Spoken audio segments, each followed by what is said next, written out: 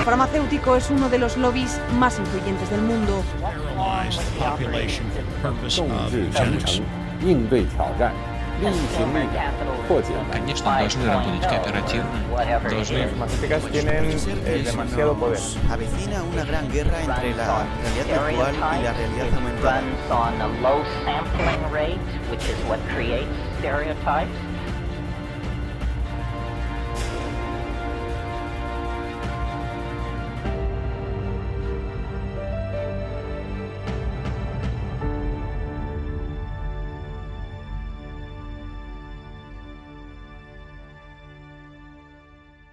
Hola, ¿cómo están? Bienvenidos a esta nueva edición de Humo y Espejos. Muchísimas gracias, como siempre, por acompañarnos. Hoy voy a estar nuevamente con Marcelo Ramírez, que la idea es un poco evaluar lo que está sucediendo en Estados Unidos. Una nota que hubo mucha repercusión en nuestro blog Humo y Espejos. Y bueno, creo que es un momento ideal para hablar sobre el tema. Pero antes de llevarlos con Marcelo, les recuerdo que estamos acá sobreviviendo gracias a ustedes, así que una vez más les pedimos su colaboración a través de Patreon, ya sea difundiendo nuestros contenidos, adquiriendo algunos de los libros que tenemos en venta, que en este caso son dos, de la geopolítica clásica a la geopolítica moderna, y cómo Putin puso de pie a Rusia. Ambos tienen todos los detalles en la descripción del video. Y ahora sí, Marce, vamos con vos. La verdad, lo que está sucediendo en Estados Unidos es asombroso, ¿no? Porque, y también es no solo el hecho en sí de lo que está sucediendo, sino cómo se interpretan desde los grandes medios de comunicación. Así que para arrancar, ¿cuál es tu opinión sobre el clima que se está viviendo hoy en Estados Unidos? Bueno, yo creo que es importante tratar de empezar a entender eso para ver hacia dónde va. Porque disturbios raciales ha habido muchos a lo largo de la historia de Estados Unidos y esto parece tener algunos condimentos diferentes. Esto viene montado sobre el tema de la pandemia y viene sobre una crisis económica, yo creo que sin precedentes en la historia moderna de Estados Unidos. Entonces, a partir de eso, uno ve que hay un clima caldeado en la sociedad.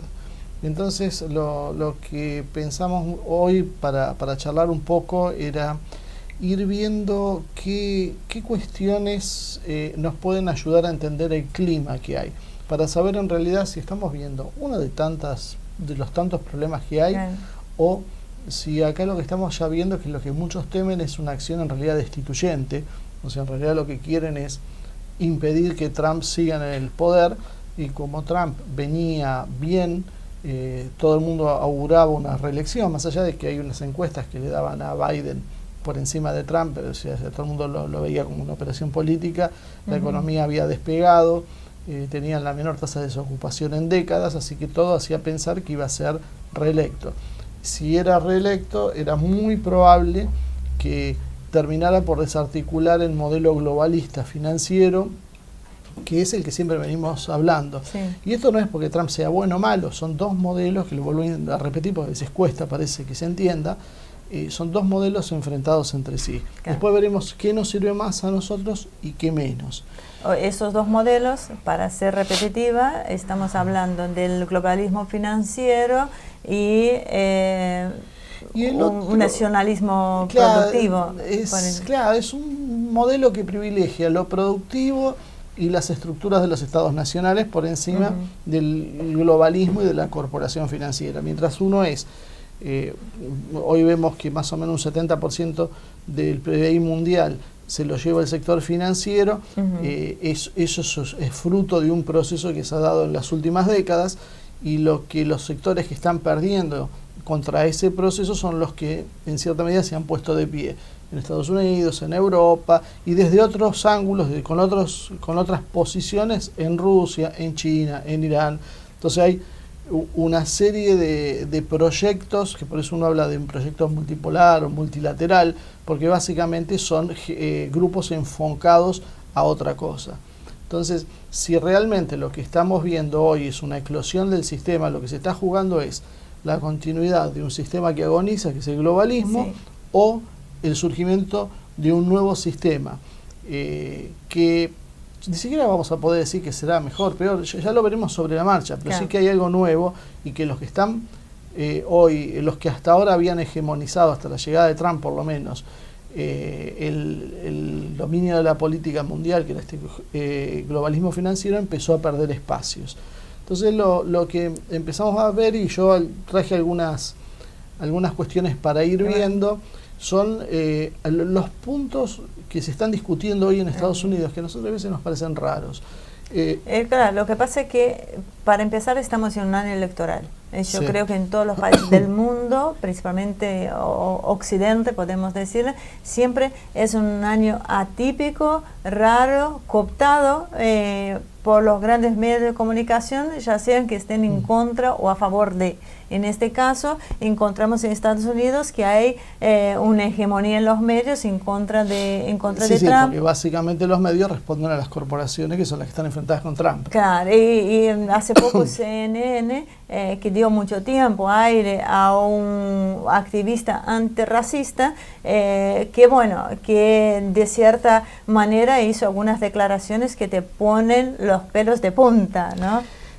Yo creo que ayuda a ver, nosotros hace años habíamos hecho algunas columnas cuando estábamos en la Universidad de La Plata. Cuando teníamos recursos, esto justamente Sí, iba a hablar... No mucho, porque tampoco la universidad nunca nos había dado nada más que el aire, ¿no? Nunca nos habían pagado por estar ahí.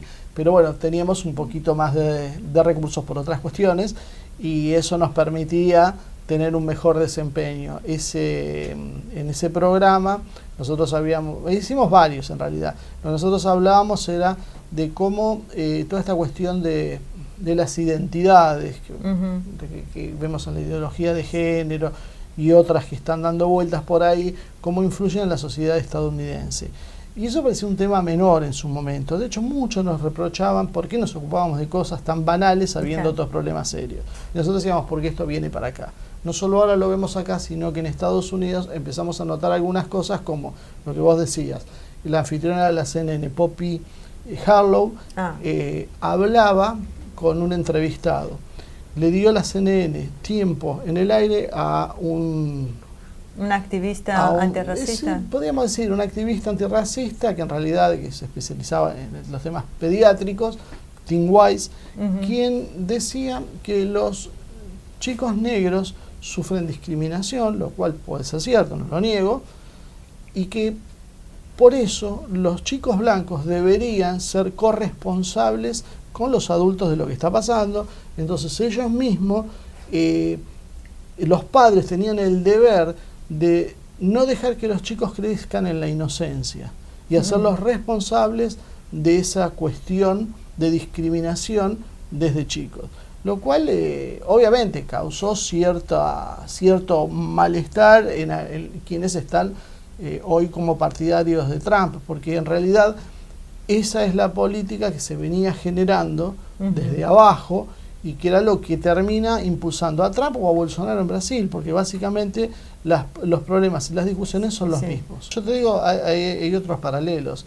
En el feminismo lo hemos comentado también, cuando los aliados, o sea, los hombres que tienen algún punto de vista de coincidencia con lo que plantea el feminismo, son llamados a participar. También tiene discusiones internas, porque no todas las feministas quieren que los hombres participen, pero cuando participan van atrás, no pueden hablar, no pueden tomar decisiones, no pueden liderar, no pueden hacer absolutamente nada. Y un fenómeno que se está dando en las protestas es que están apareciendo ¿cómo se llama? Folletos con indicaciones de cómo uno tiene que comportarse en la protesta. Y una es que, mira, lo anoté, lo voy a leer textual, dice: seguir las direcciones. Si una persona negra te dice que hagas algo, lo haces inmediatamente sin preguntar. Respetás la autoridad y las decisiones de los manifestantes negros en todo momento. Esto es el mismo comportamiento que el feminismo. O sea, vos no vas a proponer y participar, sino vas a pasar a ser un aliado. No, solamente alguien que obedece órdenes, porque en realidad la proclamada horizontalidad y la proclamada también pluralidad de voces en realidad se reduce a solo obedecer lo que te dice quien manda acá. Bueno, eso es algo que ya te digo, lo vas viendo cuando te dicen ellos, cuando vos vas a una manifestación hoy en esos mismos folletos te dicen, cuando vas a la manifestación vas atrás, solo venís cuando quien está liderando la columna te dice que avances y cuando avanzás en silencio. O sea, vos no podés decir que se va a cantar, no podés imponer absolutamente nada, solamente vas en silencio a hacer número. Y ahora, ¿y qué podemos decir sobre el tema de los vandalismos que hubo, que fue bastante, los disturbios que hubieron en Estados Unidos? Mira, yo lo que sé es que hasta ahora se contaban 17 muertos. Por lo menos eso es lo que decía la gente partidaria de Trump. 3 muertos por las fuerzas policiales y las otras 14 víctimas aparentemente han sido disturbios entre manifestantes o policías. Por ejemplo, hay una imagen de un capitán de policía negro que fue asesinado y sin embargo la imagen y lo que pasó realmente ha sido ocultado por los medios de comunicación. Entonces lo que nosotros empezamos a ver es como los medios en realidad no están informando, sino están tomando partido y están jugando para uno de los dos sectores. Entonces, lo que hoy estamos haciendo en el programa es no contar lo que está haciendo de represión la policía, porque eso lo ven en cualquiera de los medios. Eso sobran imágenes. Lo que no quiere decir que uno esté a favor de la represión policial en esta... No, pero el problema es que, ya te digo, lo que yo quiero llegar a que se entienda es qué es lo que está pasando en la mente, la disputa de ideas. Una es la subordinación. Llegó a un punto, por ejemplo, si no me equivoco, es en California, si se le van a sacar 150 millones de dólares del presupuesto de la policía para dárselo a organizaciones de color u organizaciones sociales. O sea, lo que denuncian también los partidarios de Trump es que las gobernaciones demócratas están haciendo un proceso de financiación de la policía, lo cual esto viene de la mano con el tema de matar policías negros. Matar policías negros y probablemente en algún momento va a ser matar manifestantes negros. ¿Por qué? Porque lo que están tratando de hacer es incendiar el país. A eso es el tema que es lo que uno está planteando y lo que muchísima gente no le gusta escuchar. Porque la verdad cuando nosotros planteamos eso hay muchos que se enojan. Porque no, pero ustedes no son sensibles, porque los negros están siendo oprimidos históricamente, pero es que acá no estamos hablando de la opresión. Esto no es un tema de racismo, esto no es que hay unos que quieren oprimir a los negros y los otros los quieren liberar, no, nada que ver. Unos están usando a la comunidad negra para desestabilizar a Trump por otros motivos que no tienen que ver nada con lo racial, porque esos mismos negros que hoy están ahí, mañana son los primeros que van a pasar a degüello si las cosas cambian. Porque de hecho era lo que pasaba mientras estaba en Obama, o acaso la comunidad negra había tenido grandes beneficios con Obama. No, o sea, solo los activistas que son los que están acá. Y aparte yo he escuchado en algunas oportunidades que hay un reclamo de los negros que lo viven en un sector de una clase media más baja, o los negros que acceden a universidades, que tiene otros. O sea, los negros cuando acceden a determinado poder, la mayoría no están tan a favor de estas cuestiones. Sí, bueno, lo que pasa es que también tenemos que distinguir lo que es la comunidad negra de lo que son los negros que son incorporados al sistema, como también son los blancos. Entonces, un multimillonario negro que manda a su hijo a una universidad de primera línea y paga 50, 60 mil dólares anuales, esa persona no representa a la comunidad negra y se ve en muchas de sus acciones.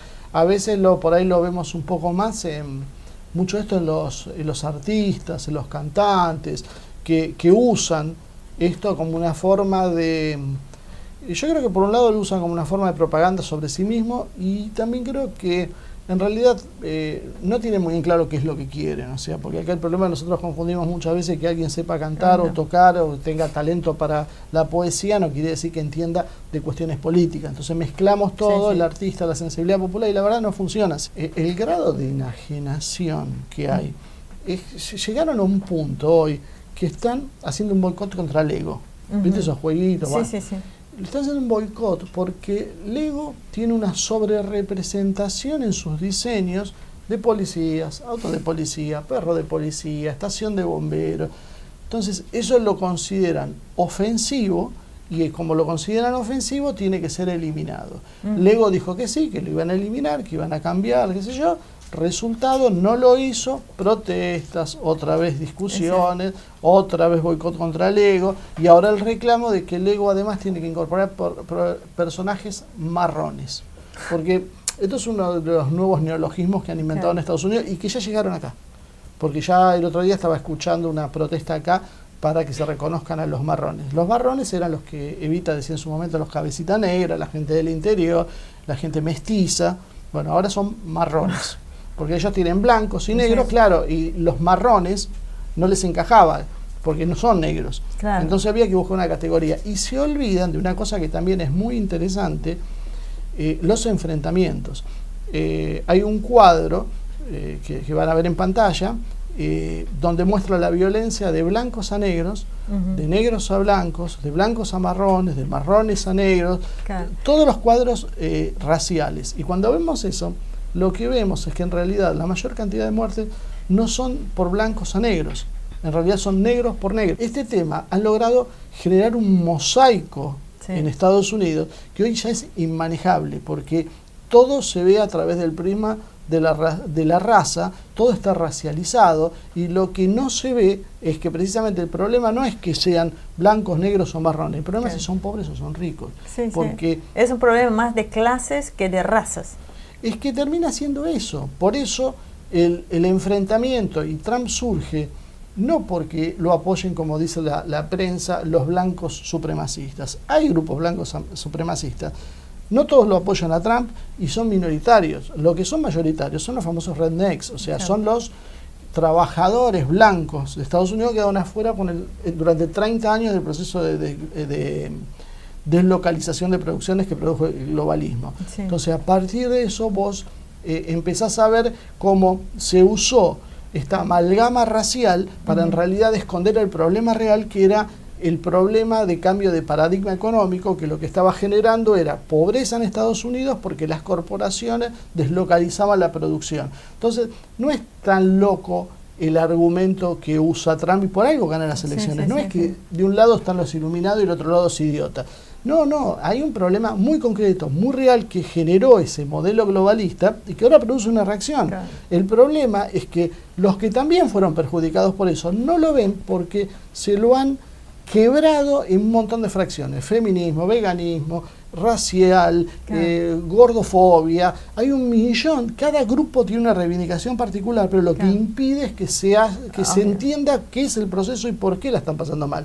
Y como todo, y como funcionan las cosas en la vida, aparecen unos cuantos vivos que viven de ese negocio, entonces tienen subsidios y alientan y generan más. Y esto, y ya empezó a verse, ya en su momento se vio cuando ganó Trump, que las manifestaciones que lo recibieron fueron financiadas por Soros. O sea, más allá de que hoy es muy natural acá que el feminismo se ríe y se burla a conspiranoicos y Soros. Pero la realidad es que está documentado. La Open Society banca esas organizaciones, y ahora ya empezaron a aparecer los primeros rastros de nuevamente la Open Society financiando grupos como Antifa. Hay una tal Maxine Waters que dice que hay que eliminar el término disturbio, porque el término disturbio es racial. O sea, si vos hablas, hay toda una connotación negativa de lo que ella llama, para que te busco justo el término que usa, los disturbios es un lenguaje negativo y tiene que usar el término insurrección. Ese es el término adecuado. Disturbio no, insurrección. Y volvemos de vuelta al juego que vemos siempre de palabras, para tapar, esconder, resignificar, porque con la idea de que el lenguaje construye realidades, cambian las cosas. Y la verdad, disturbios son disturbios, los hagan blancos o negros, no tiene nada que ver, porque ha habido disturbios en muchas partes y se usa indistintamente. Es como la violencia. Es como la violencia no tiene nombre. No tiene nombre, no tiene sexo, no tiene género y no tiene raza. Exactamente. La violencia es violencia, sea impartida por un negro, sea impartida por un policía, sea impartida por un hombre o por una mujer. Claro, la violencia. Pero vos fíjate al nivel de delirio que está llegando, que esto es un tema de discusión en la televisión abierta de Estados Unidos, sobre si hay que llamar disturbio o insurrección, porque disturbio tiene una connotación negativa e insurrección es positiva. Y depende, porque aparte esa estupidez, por ejemplo, Hitler se levantó y fue preso contra el gobierno democrático en su momento de Alemania. ¿Es un disturbio o la es marcha una sobre insurrección? Roma de Mussolini también, Sí. también Claro. fueron insurrecciones. Claro. Entonces, qué sé yo, para un nazi te va a decir, bueno, sí, es verdad, porque es bueno, pero un fascista te va a decir, es bueno, porque fíjate, pero del otro lado te va a decir, no, eso era negativo. Entonces, vos le asignás, de hecho que sea positivo o negativo, según a vos se te dé la gana, o Claro. según encaje en tu patrón de ideas. Antes de arrancar con el grupo Antifa, quería traer a colación un periodista brasileño que escuchamos una vez en una conferencia que dijo algo que me quedó marcado y es muy interesante, que los gobiernos o los estados o lo que sea no puede gobernar para las minorías. Yo creo que la discusión está justamente en ese tema, en poder gobernar a toda una población sin distinción de raza, de clases, de género, de lo que vos quieras. Sí, vos fijate que Mark Levine, presidente del Comité de Salud del Consejo de la Ciudad de Nueva York, dijo, te lo digo textual, seamos claros acerca de algo, si hay un aumento en los casos de coronavirus en las próximas 2 semanas, no culpa a los manifestantes, la culpa es del racismo. Entonces, llega un punto en que estás tergiversando, cambiando, resignificando las cosas de tal forma que se ha perdido el sentido común. Sí, sí. O sea, estás en el medio de una pandemia, tienen casi 110.000 muertos cuando estamos grabando esto, no se sabe dónde va a parar eso, Sí. se hacen manifestaciones donde se rompen todos los protocolos de sanidad y sobre eso se dirá, pero la culpa en realidad es el racismo. Bueno, o sea, si vamos a buscar culpas indirectas, yo te puedo decir, bueno, también esto puede ser la culpa de quien fogoneó esto, porque la verdad, esto pasa. Hay un hombre que se llamaba Duncan Lemp, que nadie lo escuchó, pero esta persona fue asesinada por la policía, lo mataron a tiros, estaba desarmado, entraron en la casa, lo mataron junto a la novia el 12 de marzo pasado por una acusación de que poseía un arma de fuego. Nadie sabe cómo. La policía se negó a entregar los videos, porque viste que cuando entran los grupos van filmando todo. Bueno, la policía es el día de hoy que no da los videos y que inclusive cuando los amigos de este Duncan Lemp intentaron ir a protestar, la respuesta de las autoridades fue amenazarlos con una multa de $5.000 y de meterlos presos por violar las normas comunitarias de lucha contra la pandemia.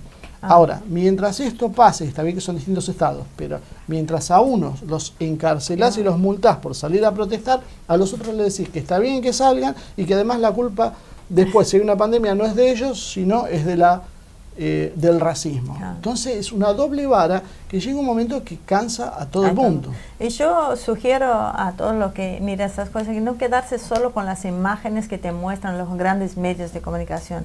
Nosotros acá no vamos a mostrar ninguna imagen porque no es esta la idea, ni tomar partido, sino que tratar de hacer un análisis sobre la realidad y sobre lo que está sucediendo, sobre lo que está sucediendo en Estados Unidos, sin que esto implique poner de parte de alguno de ellos. Obviamente estamos en contra de la violencia, de que le ejerce la policía. Creemos más que nada que es una lucha de clases, como vos habías dicho, porque era muy llamativo ver algunos videos donde quemaban, viste, en esta manifestación donde quemaron varios autos, donde había una multitud y había una protesta de negros, había muchos blancos que los acompañaban y muchos negros que quemaban colchones y muebles de gente indigente blanca, claro, que estaba en la calle, o sea, entonces... Pero viste qué difícil es encontrar esas imágenes en un medio de comunicación. Exactamente, entonces, o sea, los negros, que tan mal parece este accionar de los blancos, hace exactamente lo mismo,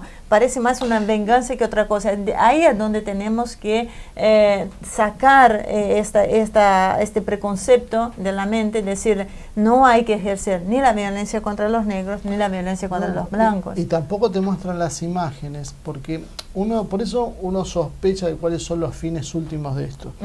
Porque en realidad se han quemado miles y miles de comercios, y los comercios, la mayoría, son de minorías los que han sido quemados. Vandalizaron cadenas grandes, pero pocas. La mayoría son pequeños comercios, muchos de negros, de asiáticos, de hispanos, Y esa gente, y hay videos para los que quieren ver, Sí. los pueden buscar en internet, de los mismos negros saliendo a decirle a los manifestantes, muchachos, no quemen lo que es nuestro, ¿cómo queman su propio vecindario? Sí, sí, o sea, sí. ¿cuál es la lógica de protestar contra el racismo quemándole a un negro el mismo negocio? A la chica esta, que los encapuchados venían, que había negros y blancos encapuchados, le dieron una paliza terrible. ¿Dónde están las mujeres diciendo que es una violencia? Bueno, ¿Dónde- ahí nos vamos a meter en otro tema que es el de Antifa. Es el momento de hablar sobre qué es el grupo, este movimiento Antifa y cómo reclutan, ¿no? Bueno. Y tan polémico que estuvo Greta con su familia con esta camiseta también. No sé si mezclar ya en este momento la pregunta. Eso es muy interesante, porque una organización que se supone que es anticapitalista y que van a ver también cómo ellos se declaran, como es una organización o sea, que defiende los derechos trans, los derechos homosexuales, los derechos LGBT. Entonces vamos a empezar a ver como que qué tiene que ver eso con en realidad la lucha antifascista, porque se puede ser antifascista y estar a favor, en realidad no hay mucho fascista a favor de estas cosas, ¿no? Pero no, esto es de última sería más algo que tendría que ver con otro ámbito, no el ámbito de lucha política antifascista. Uno piensa que viene por otro lado, pero cuando uno empieza a ver qué es Antifa, en realidad es una organización que ha mandado combatientes a Siria. O sea, estuvieron combatiendo con algunos sectores kurdos aliados con las fuerzas democráticas sirias, que las fuerzas democráticas sirias en realidad y otros grupos que estaban con ellos son todos los grupos que financió el Reino Unido y Estados Unidos durante muchos años para derribarlo a Bashar al-Assad. Entonces, tienen entrenamiento militar, hay videos donde uno los ve con armas largas, no con una pistola de puño, con fusiles automáticos, y lo saben usar. Y cuando vos entrenás una fuerza con esta idea, si uno se pregunta quién financia y para qué, o sea, ¿dónde sale la plata para mandar combatientes a Siria? Bueno, ahí uno empieza a ver que Antifa después da la casualidad que los padres de Greta Thunberg son, y ella yo creo que no sabe dónde está parada. Es menor, démosle la duda de la inocencia. Llega a hablar en los organismos internacionales más altos, toda la prensa levanta las informaciones de una chica que es hija de 2 miembros de Antifa. O sea, ¿cómo se entiende? ¿Desde cuándo entonces la prensa del sistema promociona Antifa? Antifa entonces tiene, por un lado, una rama militarizada.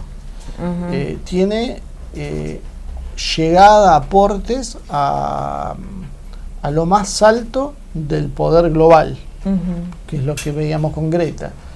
Y por otro lado, hay un video que vamos a poner en la descripción para los que les quieran ver, de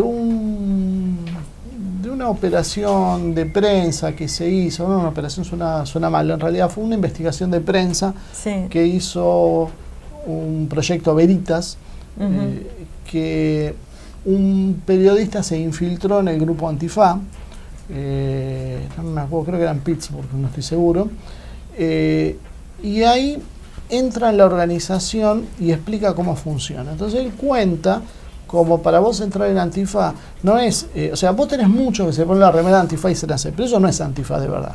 Antifa de verdad es una organización cerrada que se contacta a través de un mail que en Estados Unidos se llama Proton, que acá es desconocido, y lo citan, cuenta cómo es que ingresa, ¿no? Lo citan en un bar sin identificarse, donde él tiene que ir vestido de determinada manera, con una botella de agua, para que lo identifiquen a él.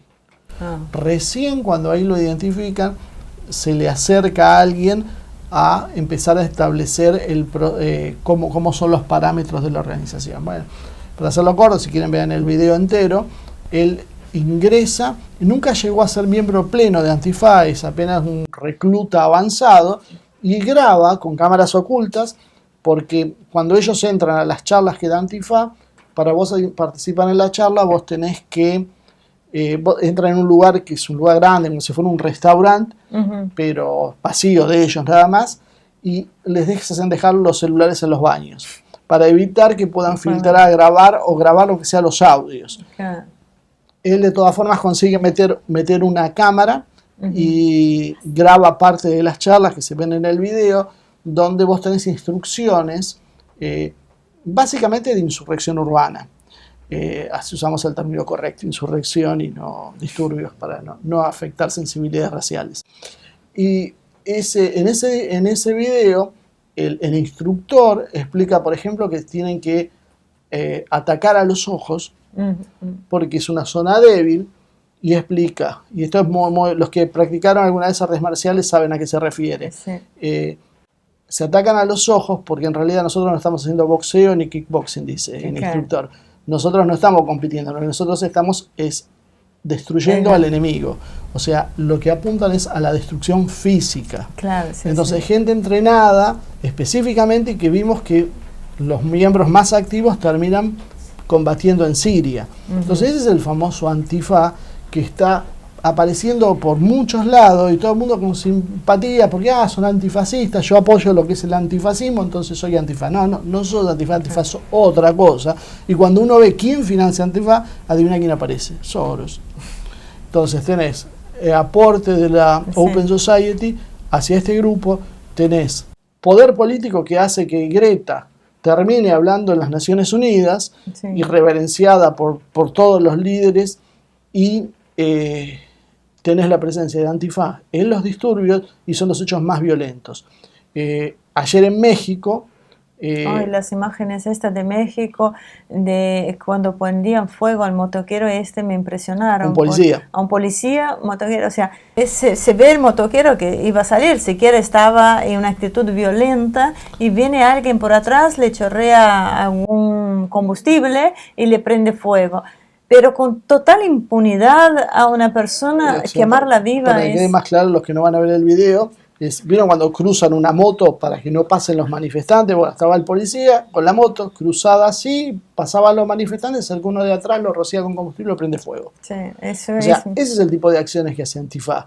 No son carmelitas descalzas, no son gente que tiene... pero no fuera la gente de Antifa lo que hicieron en particular. Ese en particular supongo que no, porque se le ve la cara. Claro. Una particularidad de Antifa es que los miembros de Antifa van cubiertos de manera que vos no los puedas identificar. O sea, es una organización, eso lo dice el mismo periodista, muy seria, no es 4 loquitos que se juntaron, es una organización con mucho nivel de seguridad, donde explican ellos que ellos tienen que hacer mucho daño, pero a la vez cuidar su propia seguridad. Claro. Entonces, tenemos que entender que estamos hablando de una organización paramilitar. O sea, Antifa no es una organización cualquiera de protesta, no es una organización de izquierda cualquiera. No, esto es otra cosa. Y eso es lo que algunos tienen miedo que sea, y eso es lo que por ahí denuncia. Soy el caso de Daniel Stulin. Daniel Stulin, para los que no conocen, es un ex coronel de la KGB ruso. Que se jacta de ello y lo pone como pergamino. Lo que dice Stulin es que es un tipo que conoce estos temas. Después, más allá que después él monta un personaje, es histriónico, pero es un tipo que realmente tiene conocimiento. Y él lo que habla es que lo que estamos viviendo ahora es una revolución de color. Él lo que dice es: Estados Unidos, los norteamericanos creyeron que ellos iban a hacer las revoluciones de colores en cualquier parte del mundo, y no se dieron cuenta que en algún momento les iba a tocar en su país. Y esta revolución de color necesita ingredientes. Cuando uno ve lo que pasó en Ucrania, por ejemplo, las manifestaciones por los mismos que estaban intentando derrocar a Yanukovych, el presidente prorruso, eran los que mataban a sus propios manifestantes. Claro, para provocar. Más, en su momento se habló que había francotiradores israelíes. O sea, hacían fuego cruzado para que se peleen y mataban a sus propios manifestantes para generar indignación, y que esa indignación saque a la gente a la calle. Claro. Entonces lo que dice Stulin es, hay un video que es del año pasado de él, que lo dice, no estaba el tema del COVID, pero yo creo que el COVID lo que hizo es generó una situación de caos económico que tiene a la gente irascible, irritada por la situación económica, entonces es más fácil que prenda una mecha. Entonces lo que terminan haciendo es sacando a la gente de la calle de alguna forma, haciéndola chocar. En Estados Unidos, una de las formas es buscar el tema racial. Y ahí es donde entran estos grupos como Antifa Y como después vamos a hablar en otro programa de Black Lives Matter, que también tiene sus cosillas. No al nivel de Antifa, por lo menos que yo sepa, claro. Es más de un choque urbano, pero no el nivel militarizado que tiene Antifa. Entonces lo que vos estás notando acá es que hay todos los ingredientes para una primavera de color. Claro. Levantamiento popular, los medios que llaman a la gente a salir a la calle, una causa legítima que se distorsiona, claro. Un continuo machacar de la prensa generando condiciones desde años antes para que haya una insurrección y después estos grupos que son los que prenden fuego a la mecha. Y todo eso con una pandemia de por medio y con miles de muertos que ya tiene Estados Unidos. Bueno, es el problema, lo que están generando es el caos. Claro. O sea, el problema es ese, lo que vos generás es el caos para desestabilizar, para a partir de eso poder después construir a tu antojo o para dinamitar una sociedad.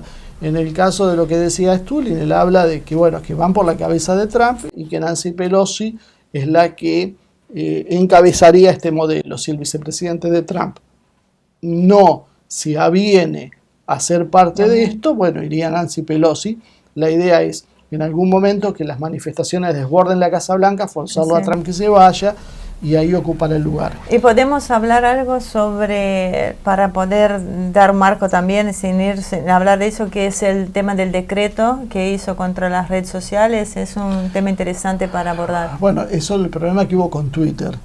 Bien, hay que entenderlo en esto. O sea, la herramienta de Trump para disputar contra las grandes cadenas, porque prácticamente están todas en contra de Trump, era las redes sociales. Que fue lo que básicamente lo llevó al poder. Claro. Ahora, si yo uso la parcialidad en la red, o sea, el problema acá viene es porque la red empieza a atribuirse, que es lo que hace Twitter, atribuirse la facultad de decir qué está bien y qué está mal, y modificar contenidos. Entonces, ¿qué es lo que hizo Trump? Trump sacó un decreto donde les da dos posibilidades a las redes, pero las hace, o sea, pueden no tocar el material que sube o tocar el material que sube alguien. Si tocan el material que sube alguien, los hacen responsables de lo que haya pasado con ese material y lo anterior que haya subido ese usuario.